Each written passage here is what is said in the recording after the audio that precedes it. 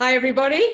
So let me just start sharing my screen and we can actually get started. I cannot believe you have snow in Cornwall. I'm actually quite jealous. So where are we? Cool. So good afternoon. Good afternoon. It is afternoon, isn't it? Good afternoon, everybody. I'm going to ask you to put your screens on so I am talking to real people. And I can actually see you because that makes me feel so much better about myself rather than standing in a room talking to myself. So as usual, what I'm going to do is I'm going to kick us off with a question. And I would love you to put the answer in the chat. And the gorgeous and wonderfully efficient Laura is going to help me read the answers because I can't do two things at once. So I'd like you to give this question an answer out of 10, a score out of 10.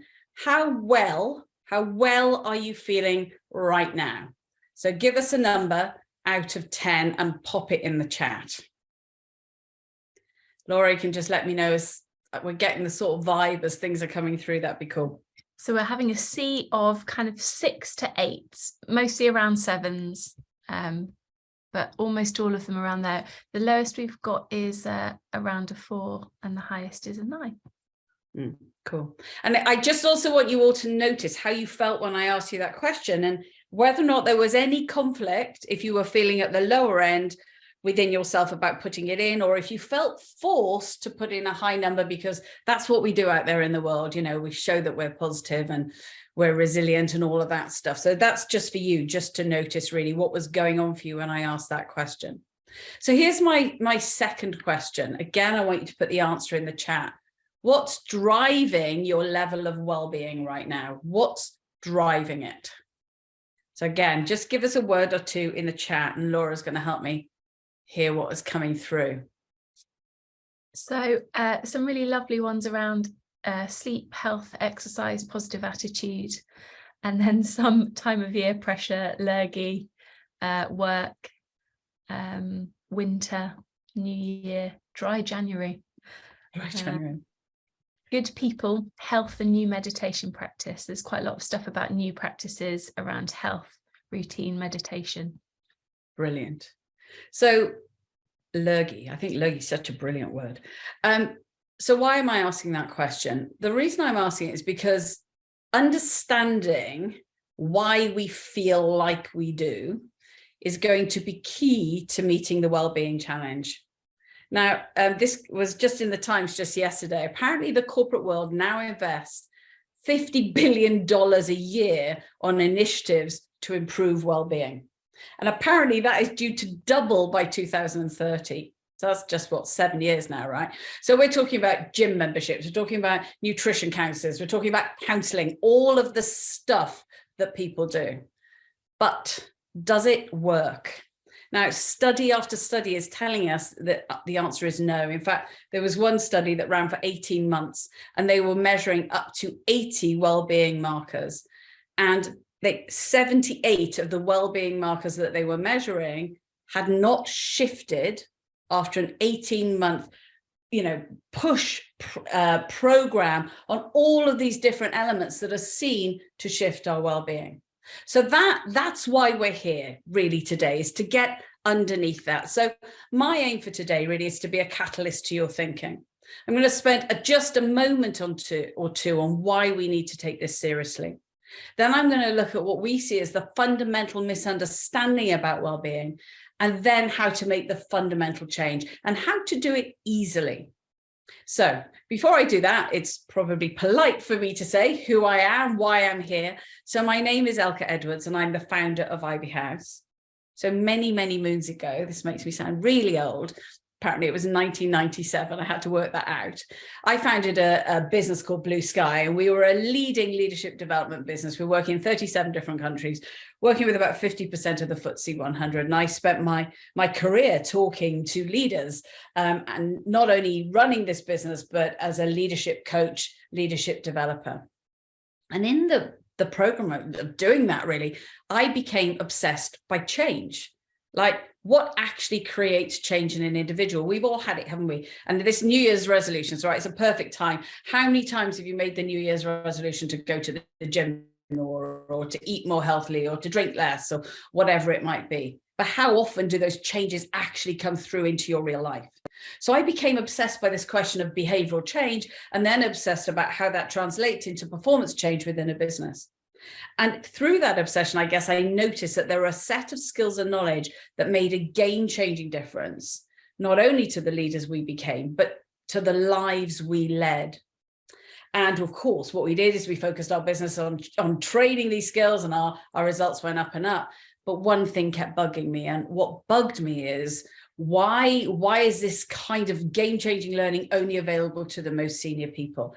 And that led me to change my life wholesale, sell Blue Sky, set up Ivy House, so that we could bring these skills to talent throughout the organization, on a real mission to change actually the quality of people's lives, but the quality of leadership that we all experience on a daily basis. So we still work and have worked with a whole series of different clients over the years, but we are working with their emerging talent, their established talent, to bring the kind of learning that was only formerly available to the most senior people to talent throughout their organization. So what is it we do?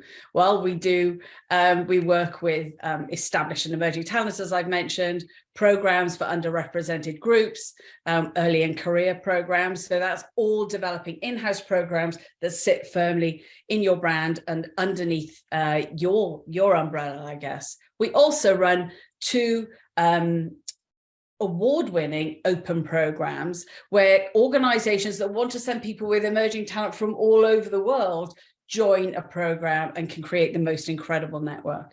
So essentially, we're experts in behavioral change, experts in talent and leadership development.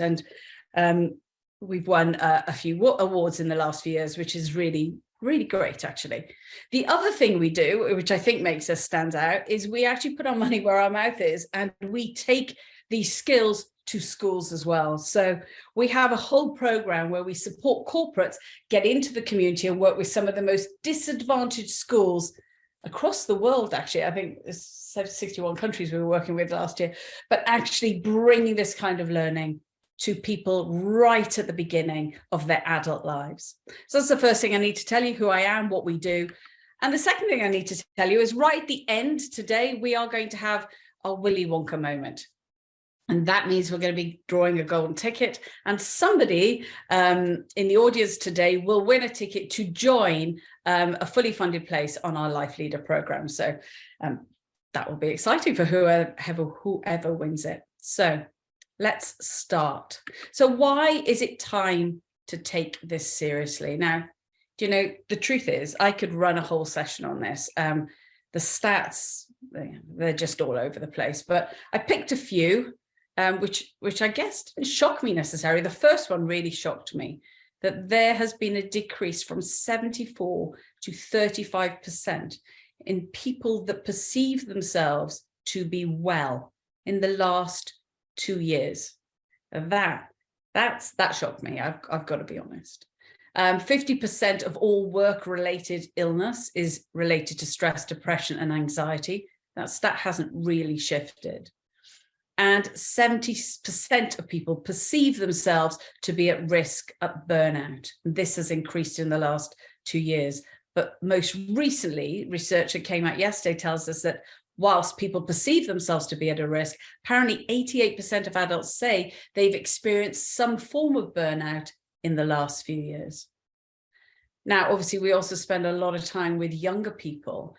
52% of young people saw anxiety as a major barrier to work success. Now, I just want you to think about that for a moment, about the graduates and school leavers you are bringing into your business and what you're going to need to do to support them to be strong and resilient throughout the early parts of their careers. 82% of leaders cite well-being as their key cultural priority, but only 9% believe they are ready and able to support. So, as I said, there are stats coming out of our ears, but that's why we're here, because this is really serious. It has been proclaimed to be the next world crisis. But what I'd like you to do is just to take a moment and reflect to yourself. I'm not going to ask you to share it in the chat because it would probably create some essays and we'd be here all day, but Why do you think we're here?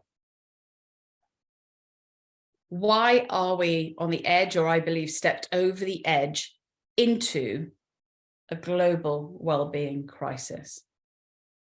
Now, what's interesting about this is it's easy to blame COVID, the change in the way we work, the economy. It's very easy to blame that. But the truth is we were well on the way to this way before any of that. So we were losing nearly 20 million days to stress and anxiety before lockdown was even in our lexicon. So this crisis has been building for a very long time. And it's our strong belief at Ivy House is the reason for that is that there is a fundamental misunderstanding about well-being, where it comes from and how we get it.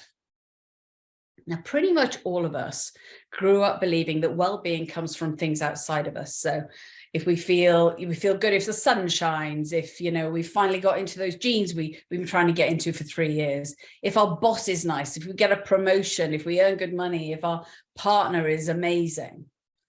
But just take a pause a moment and think, has that always been the case?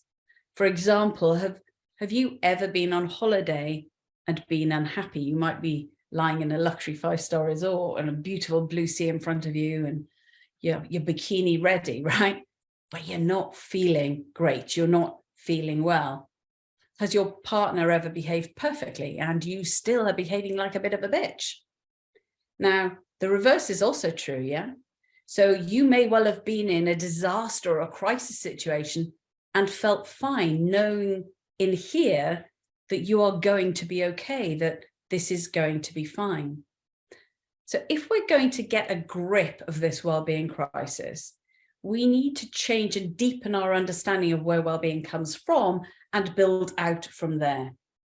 So the truth is that well-being is not just the result of a perfect set of conditions. It's not the result of it's not the result of a perfect set of conditions. Well-being is an inside job. So what do I mean by this? It's a really easy, nifty thing for a coach to say, oh, it's an inside job. And I'm not talking about the power of positive thinking. In fact, I'm not even wanting to go down that path. Well-being, far from being outside of us, is already inside of us. It's not something we need to go and get. It's something that we were born with. It is already inside us. It's preloaded. The problem is nobody told us. Not only didn't they tell us, even if they had told us, they didn't tell us how to access it. So let me explain what I mean by this. I'm going to guess for a moment that many of our lives look a bit like this. So we play many roles where we're employees or employers, we're leaders or team members. We are parents, we're daughters, we're sons, we're in a relationship. We're also the keepers of our own well-being. We're keepers of how zen can we be? How perfect can we be? We play many roles and we rush from one role to the other, including the role of looking after ourselves and making sure that we're fit and resilient and healthy and positive and up for life. And in doing that and taking all of that on, we're rushing, we're striving. We are often maybe in overwhelm or just want a little bit of peace in here. Now, living like this is what we call at Ivy House, living as a human doing. I know human doing well. I spent most of my adult life looking like this until occasionally I would fall over and collapse and send myself off to whatever spa I could afford and then come back and go, right, going to do things differently, and then find myself back there again. It's a very commonplace, a very easy way to live because, of course, that's the way everybody is living around us. This is the society that we drop our children into. So common characteristics of being a human doing are living in our thinking. Like literally wondering if ever our minds, do they even know where the off button is? So living, thinking, always planning, wondering, debating, whatever it might be. We also spend quite a lot of time being worried about what others think. And I find this really interesting because a lot of these guys, I don't care what other people think. And I think, no, I'm talking about being worried about what others think at a much deeper level than worrying about whether or not they like your suit or not. I'm talking about worrying, do they rate you at your job? Do they want to be in a relationship with you? What do your kids think about you? Do they think you're a great parent? So we're actually continually externally validated. So we're looking for our markers of self-worth from whatever is going on around us. If we email our boss with something really positive and then they don't get back to us for 3 days, we're going, did I write that email wrong? Should I just reread it? Oh, can I bring it back? So there's this constant external validation. What that means is we're motivated by fear. So if we hand over our personal value to other people and things outside of us, then we're living from a place of fear. We're also, therefore, spend a lot of our time either past or future focused. So it'll be okay when I get on holiday, when I do everything on my to-do list, when I lose 2 stone, when I leave my partner, when I find a new partner, when this happens, when that happens, or I am this way because this happened to me and I'm so angry about this and I'm carrying this story and I'm carrying this narrative with me, and this narrative is forming the lens through which I see the world. So as human doings, we're past and future focused. And we also use pleasure as a reward. So as opposed to pleasure being a way of life, pleasure is something that we earn once we've done our to-do list or once we go on our 2-week holiday. It's not a way of living. And therefore, we end up yearning for something different. We end up yearning for that feeling of being well, of being at peace and being easy with our life and knowing that we are living the right life. And what I find interesting about this is the human doing. Part of the characteristic of being a human doing is this yearning for something more, a different feeling of wellness. Actually, that drives us to go in search of that. So we do stuff. So what we do is we become more of human doings to find a different feeling. We go faster, we try and be more zen, we try and fit in. Oh, I must do art once a week. I must take on a creative hobby, and I must be more boundaried about my work, and I must be better about my nutrition. So I don't know if you've ever found this, but your well-being list is like, oh my God, how long is my well-being list? Effectively, what we're trying to do there is we're trying to solve the problem with the same level of thinking that got us in the mess in the first place. So the answer to well-being does not lie in living as a human doing.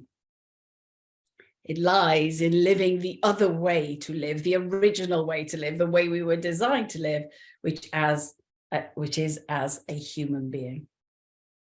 So what do I mean when I'm talking about living as a human being? And I should have said right up front, if you have any questions, you can pop them in the chat. We'll try and get to them at the end. But what do I mean when I'm talking about living as a human being? Well, I think there are 2 key things that I'd love to share with you today about living as a human being.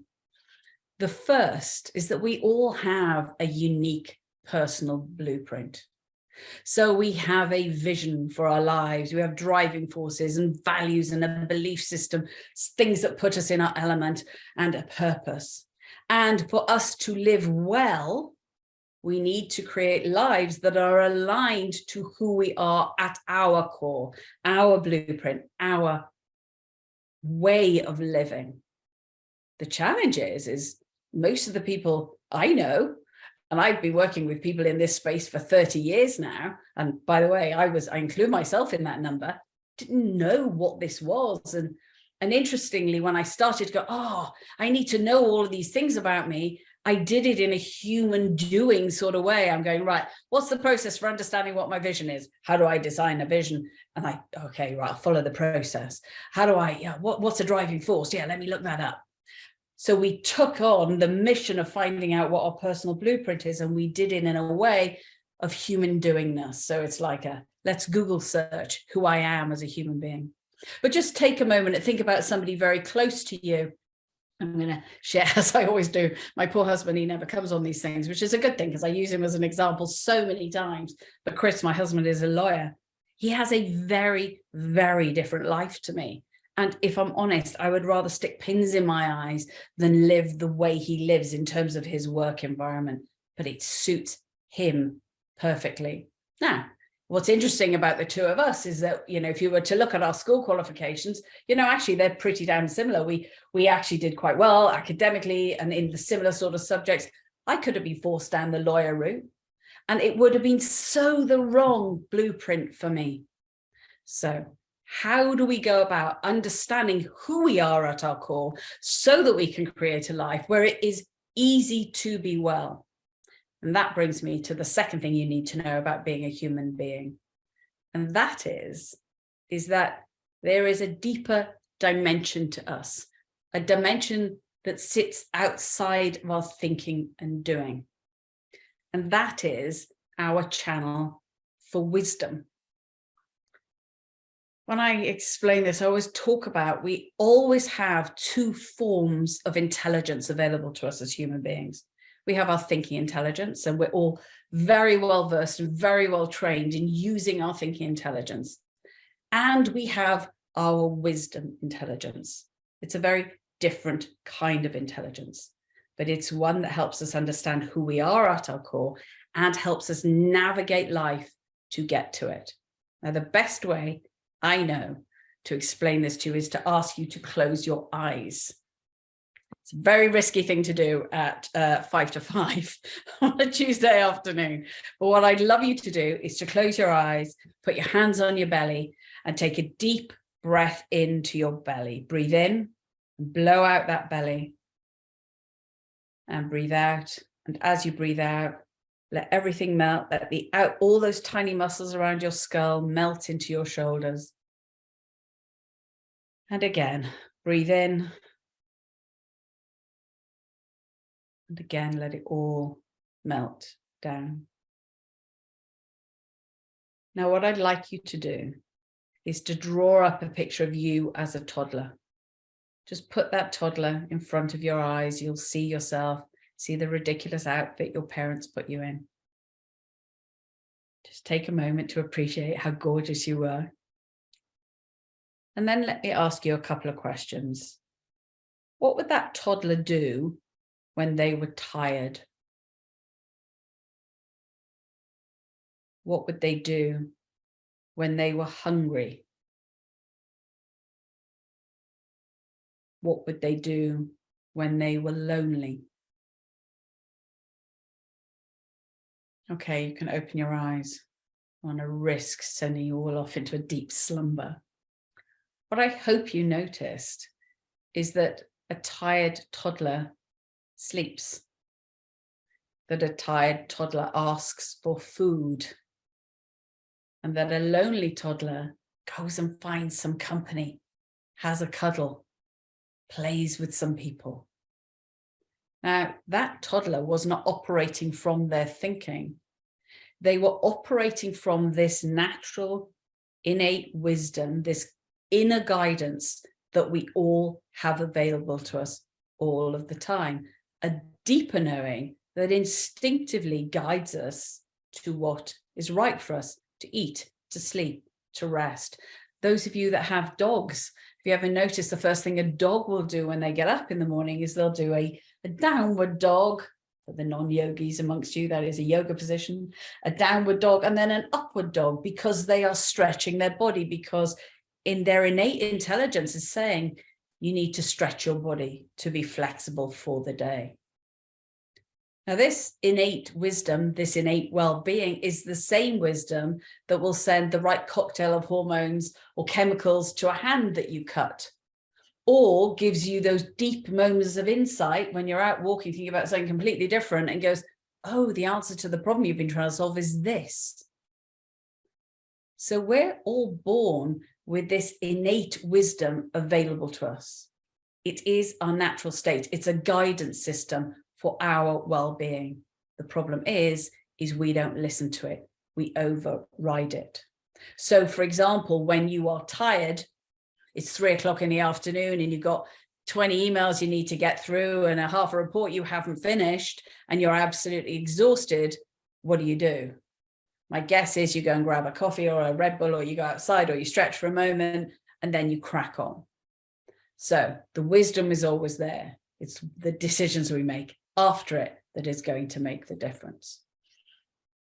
So wisdom comes in one voice, but I like to think of it in two separate forms in a way. The first is universal wisdom. It's the wisdom of nature. It's a knowledge of cycles. It's a knowledge of hibernation, of transitions, of rest, of food. There was a fascinating study. I apologize if you've heard me say this before. There was an absolutely fascinating study done by Clara Davies, I think in the 50s. And she got a whole load of toddlers, actually, who were just starting to eat normal food. And they lived together in a room, and every food was available to these toddlers. And what they noticed over months of observation is that when a toddler was hungry, they went and ate. But they went and ate many different things. So there might be sweet things available, or protein available, or carbs available, or dairy available. And what they discovered over the whole piece of research is that every one of those toddlers ate a completely different diet. But every one of those toddlers at the end of it was designated very, very healthy, because they'd been following their innate wisdom for what their body wanted at the time. So universal wisdom is what we're born with. We are part of nature. We need to hibernate at times. We need to have our springtime. We need to recognize when our body needs to heal. So soul wisdom is the wisdom that comes from a deep understanding of who we are, what gifts we have to bring, what is the essence of us, what activates us, what makes our soul sing, where learning becomes super easy for us. What kind of energy type are you, and how should you be using your energy through the day? So combined, this channel of wisdom is just this guidance system that will help you create the right blueprint for your life.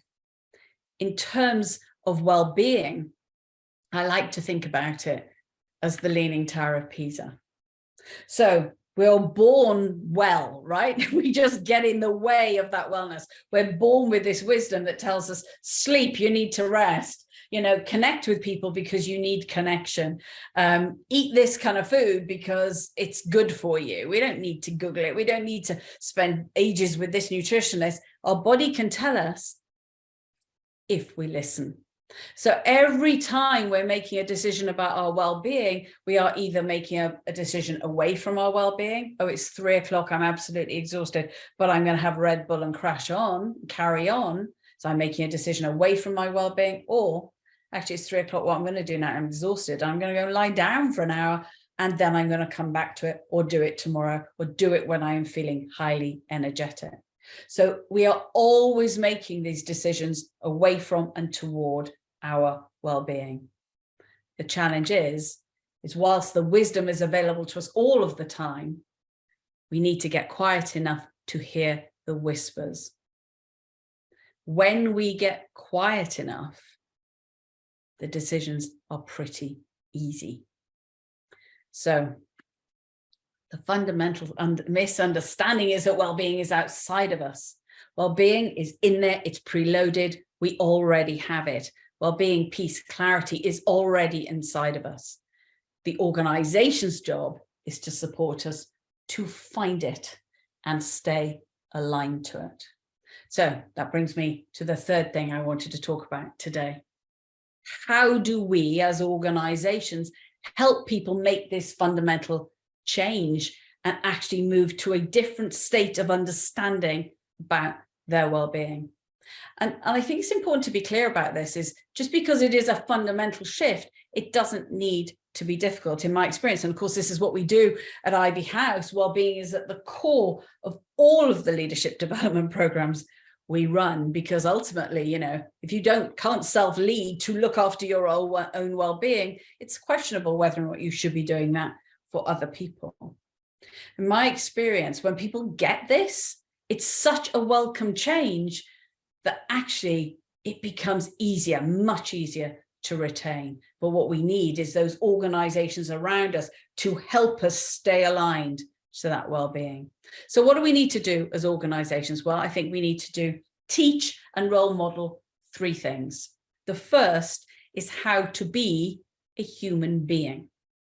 So we need to teach people the difference between human doing and living as a human being. They need to know it's an option, because the truth is human doing is so prevalent, it's actually really hard to find people that are living as human beings. So we need to explain the difference and help them understand who they are as a human being. So who they are at their core strength. Helping them see that there is a better way for them to live and an easier way for them to stay aligned to their well-being. So what does it mean to teach people how to be a human being? Well, the first thing is to help them look at their core strength. The second thing is to give them practices and skills that help them align to their wisdom.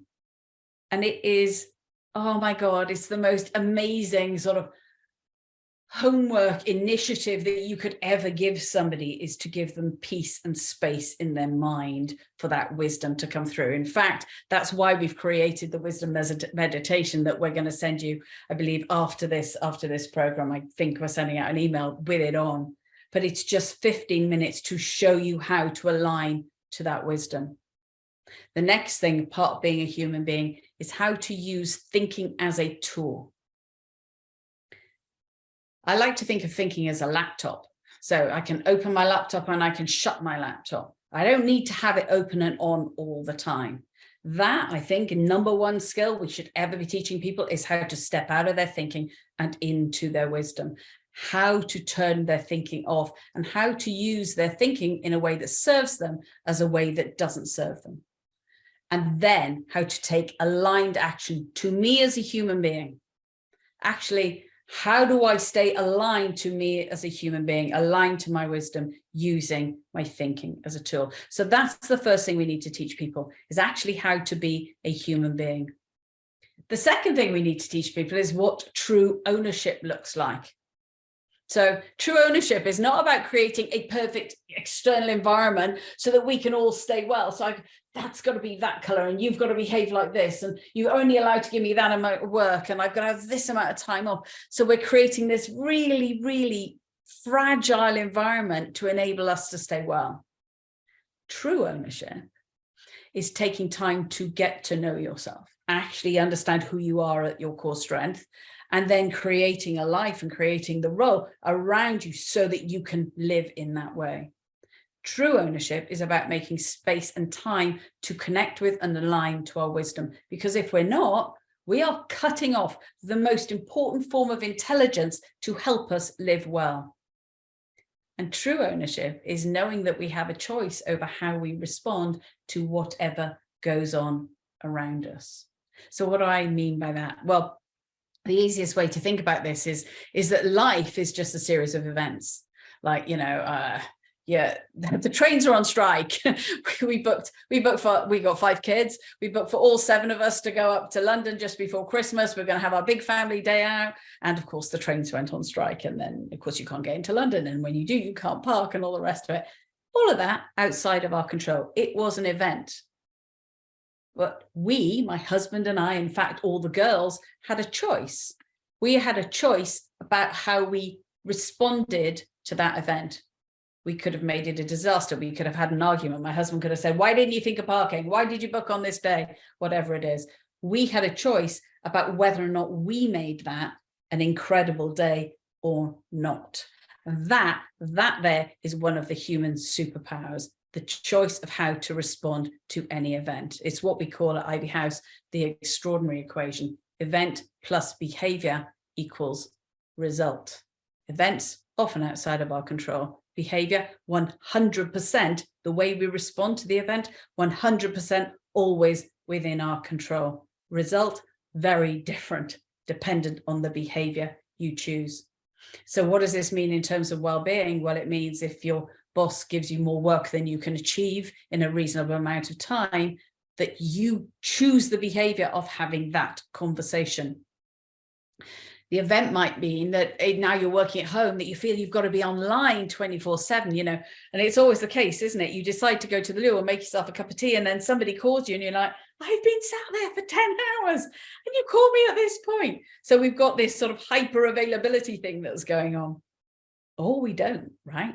The event is somebody might call you when you're not at your desk. How you choose to respond to that will make the difference between whether or not you have a well afternoon or a not well afternoon. We always have a choice about how we respond.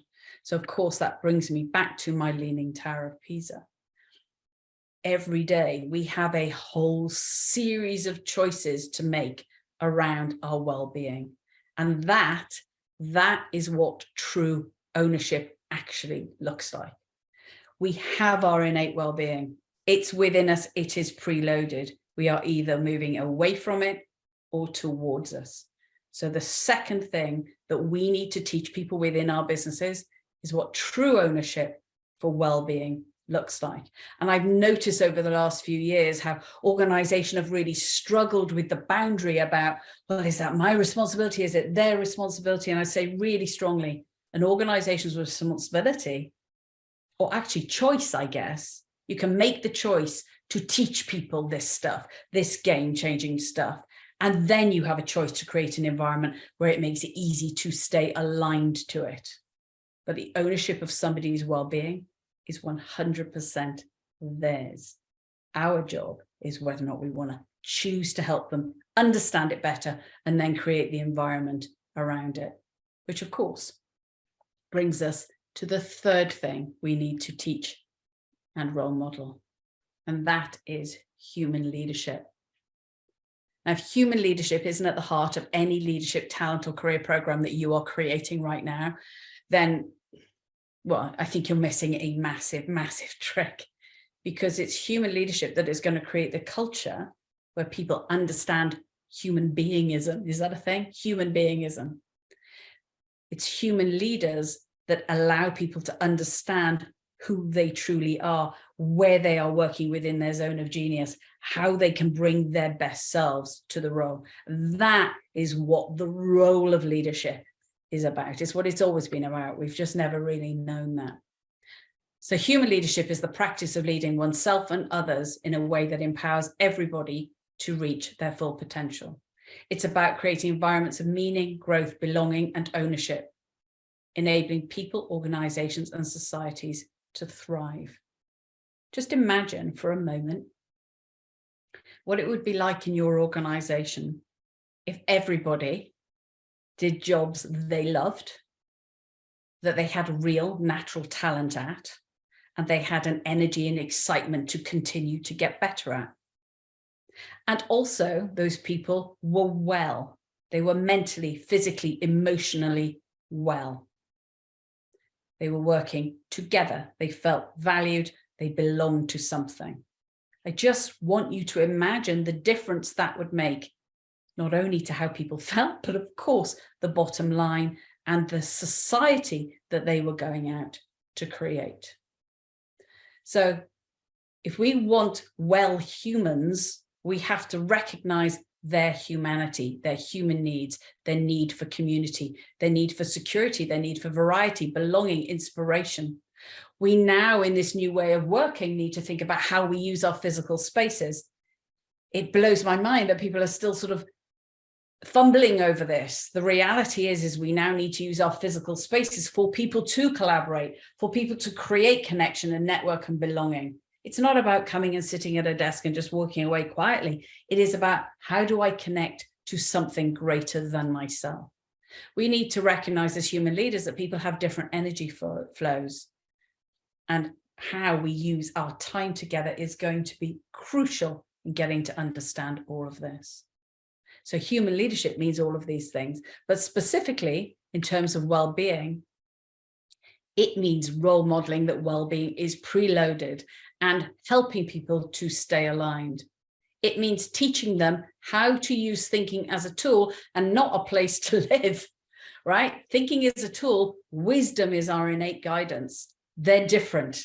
They're both superpowers, but please, please introduce them to using the other one. It's about personal ownership for well-being that is culturally supportive. It is about collectively eradicating the human doing culture and enabling people to work in their zone of genius. It's about genuinely valuing difference and collaborating brilliantly. And If this doesn't make sense to you, and I'm really hoping it does, basically you just have to do the maths. Do the maths on what it would make. If you just cut out all the days lost to stress, anxiety, and depression in your business, what difference would that make to the bottom line? So the successful leaders of the future, in fact, the successful leaders of now, will be those that create environments where people want to bring their most creative, their most brilliant selves to the work. And that means three things, as I've just talked about. Teach people to live as human beings. So understand who they are at their core, how to connect with their wisdom, how to use thinking as a tool, and how to stay aligned to it. It means teaching what true ownership looks like. I need to take ownership for knowing myself, for knowing that I have a choice about how I respond to everything. And I have a choice about how I find space in my mind to listen to my inner guidance. And it's about developing human leaders, people that are prepared to get to know themselves and live in an alignment for themselves and create environments where other people can do the same. So in my opinion, the first two should be threaded through every kind of form of development you do. The third should be the basis for any kind of leadership development program that you're putting into your business right now. So I just wanted to leave you with one thought, and then we have got some time for questions, which is great. My one thought I want to leave you with is, with crisis comes change. Now, the question for you is, are you going to be part of finally teaching what well-being really is about and creating the change we need, both personally, organizationally, societally? Or are you not? Are you going to carry on putting plasters over dirty wounds and giving more talks on this, that, and the other without teaching people what well-being really, really means? I really hope it's the former. And I couldn't resist this quote from Barack Obama. Change will not come if we wait for some other person or some other time. We are the ones we've been waiting for. We are the ones we seek. I'm going to take a breath. I'm going to stop my share. Oh, and we're going to do the competition before we take questions, I think. Oh, maybe we'll do that at the end. But for now, let's do questions. Hello, it's lovely to see you all. Hopefully you can see me. So, yeah, any questions, put them in the chat, and Laura can share them with me. So we had a question quite early on from Nicola. She said, I'm interested to what extent we know if things have genuinely changed versus whether people are more willing to admit their well-being issues now. Sorry, I'm just going to replay that question. If it's not right, Nicola, I don't know if you can take yourself off mute, if Andy will let you take yourself off mute. What I think I'm hearing you say is, do people always have these well-being issues and now we're more confident to speak about them? Is that what you take it as, Laura? Yeah, and we're getting things up from Nicola. That's a brilliant question, and it's really well asked, and the answer is yes. So because well-being has become, for those of us who have been at L&D for a long time, it's become flavor of the month or the year or the 6 month, and we always know we move around on cycles and different topics. But actually, yes, people have become more confident, and yet what the research is showing us is there is a whole tranche of people that feel so guilty about not being well. And that's not just within their organization, but it is within their families as well. So we're dealing with many different types of individuals, but yes, generally people are talking about it more. And I would say, having spent a long time with this research, is these problems have been going on for years and years. What we're experiencing now is a type of problem that is coming up more because of more home working, more screen, and all the rest of it.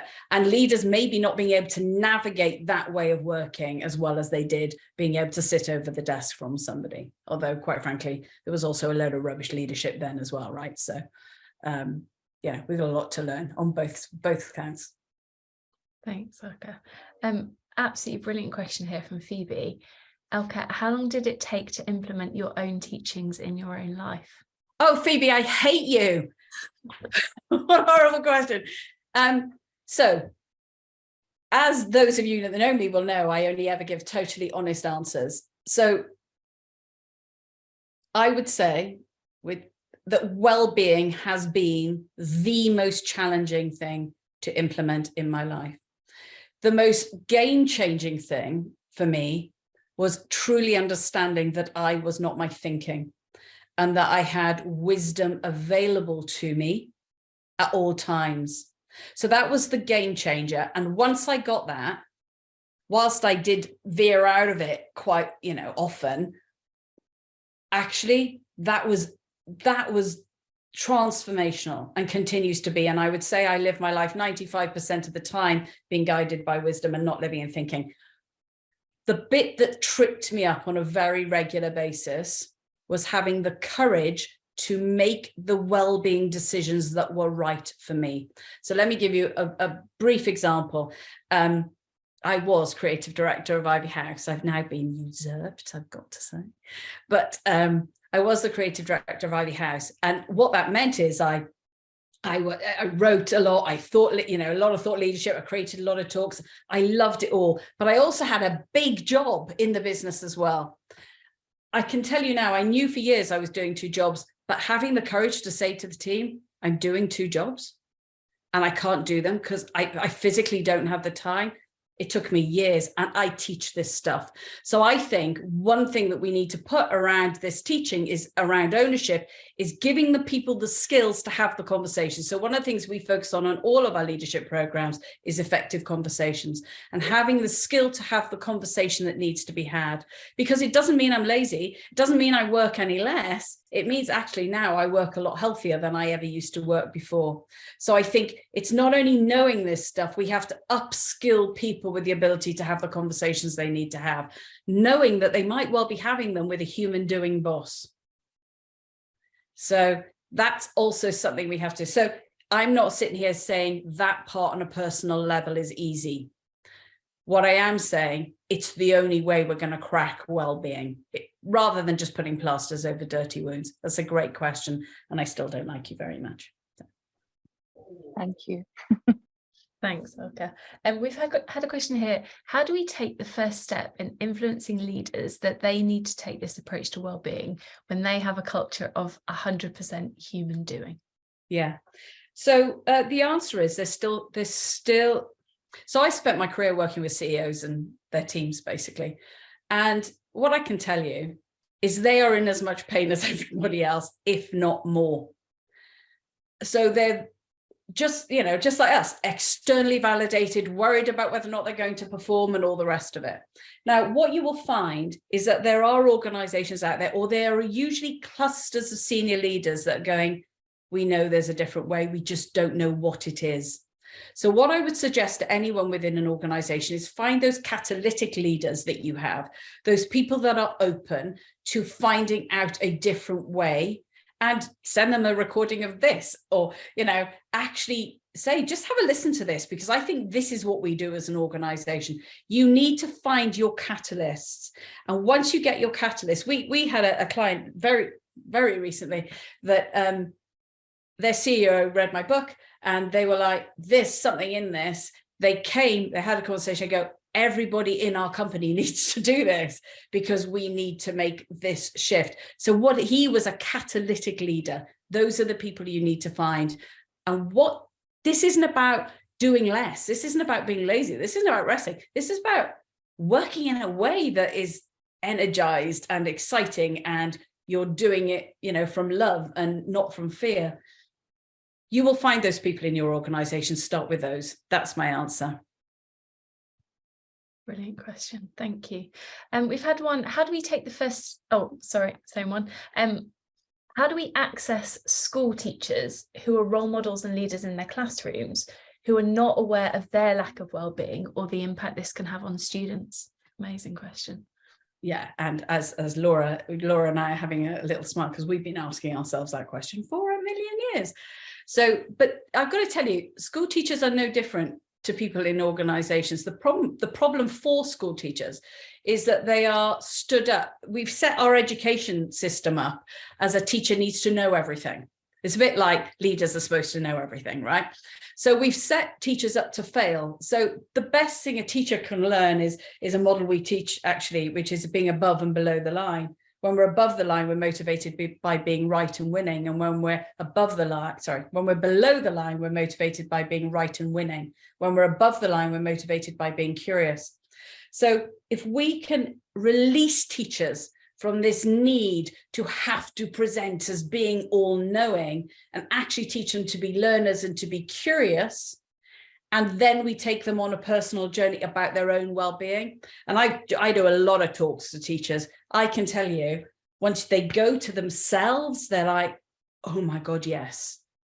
But when we do it in their role of teacher, because I have to be perfect and I have to stand up there, otherwise I'm going to get cut off at the knees by all sorts of different authorities, we've set them up to not allow them to have that kind of openness. Take them on a personal journey first, and then they'll bring it into the classroom. And we find that a lot. Once they've read this, seen these sorts of talks, and they go, this is so true, then they come to us and go, my pupils need to learn this too. So personal journey first. And same for most of us. This is true, not just teachers. This one, and then we need to transform the education system so they can actually teach us stuff in schools. Just putting that in. This one follows on from that, really. So Donna said, I teach university students and sometimes encounter challenges on the perception of well-being. How do you navigate the barriers of people not wanting to engage or discuss well-being in their personal and professional lives? Yeah. So I have in fact, we at Ivy House have a massive belief that you can't teach anyone that doesn't want to be taught. So one of the things for any program that we run in-house in a corporate or a school is that people have to choose into it. One of the worst things I think any organization can do, any school can do, is say, you've now hit this level, you're now eligible for this program. There is nothing invested in that. So what we're very clear about any program we run is, this is where we're going, this is what we're going to be looking at, this is what you need to bring for yourself, this is the time involved, and if it's not for you, don't come. And what you'll find in any organization or school is that you will find that you're starting a bonfire. It's like a really cold night. We have a really cold day here, and somebody's got a bonfire, and you go, oh, that looks really fun. They're doing hot dogs and they got cider, and you know, I'm going to go over there because that's really fun. You find the people that are going to create a bonfire in your organization, and they're going to then prove to be attracting other people in. You cannot teach people this stuff if they don't want to learn. Don't even try. It's so energy draining. I can tell you, I spent 20 years trying. Doesn't work. I think we've probably got time for one or two more. So if we don't get through all of you, I can, if you'd like, drop you an email with Elka's responses after today. So just let me know. One from Nicola. I saw an article today from a psychotherapist that suggested we've gone too far with the bring your whole self to work thing, and that we should have some boundaries and an element of putting forward a work self that is in part an escape from some of the issues outside of work. What are your views on that? That's such a big question. I think the really simple answer is if we are living well, there isn't, like, we should be bringing our whole selves. But what they're talking about is people, what I would call emotionally sneezing. Like if I had a cold, right, and we're having a coffee together and I'm like sneezing all over you, you'd be like, oh my God, that's disgusting. How can she actually do that? Now, people have mistaken bringing their whole self to work to bringing every issue that's going on for them. That's very different to bringing your whole self to work. That's what I would call emotionally seizing.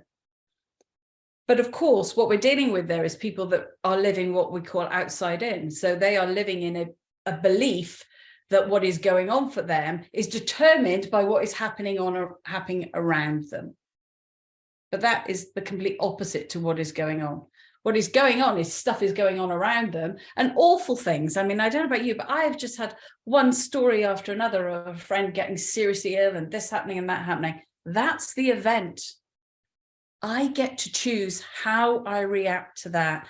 This has to be at the core of everything we teach, because if we don't teach it, we are making ourselves responsible for their behavior, but they are responsible for it. So it gets to teaching these fundamental skills of who I am truly, that I have a choice about what I bring, and I have a choice about how I react. And then people don't get in the states that they get in. They're living outside in when they're getting in the states that they're getting in, is the truth. And people don't like to hear that. And one of my most hated things when you talk about stress is something we create. We do it to ourselves. I know we have a lot of teachers on the call tonight, and you know, you could take 100 kids, right? And you could go, it's exam time.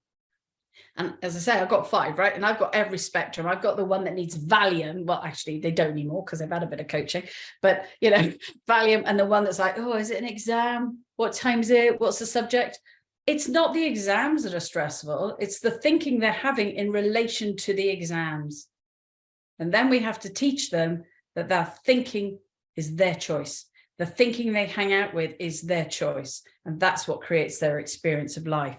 So it's that fundamental teaching that makes the difference to it all, quite frankly. Thanks, Ilka. I think we've run out of time for questions, but just a lovely comment from Paul. I'm so much more productive when I work flexibly around my energy ups and downs rather than a solid 9 to 6 work day. And I guess that's been quite transformational in terms of the ecosystem and culture we create at Ivy House, allowing people to do that. Yeah, and it's, I mean, Laura and I have a bit of a joke. We're both creators, and we're both, you know, learning to go with our energies. She's ringing me on Sunday afternoon going, I've just come up with the most brilliant thing, and it was so easy because she did it when she had the energy for it. If she'd been trying to do it at 5 o'clock on a Thursday evening when she was absolutely exhausted, then that's no fun. It's no fun for anybody.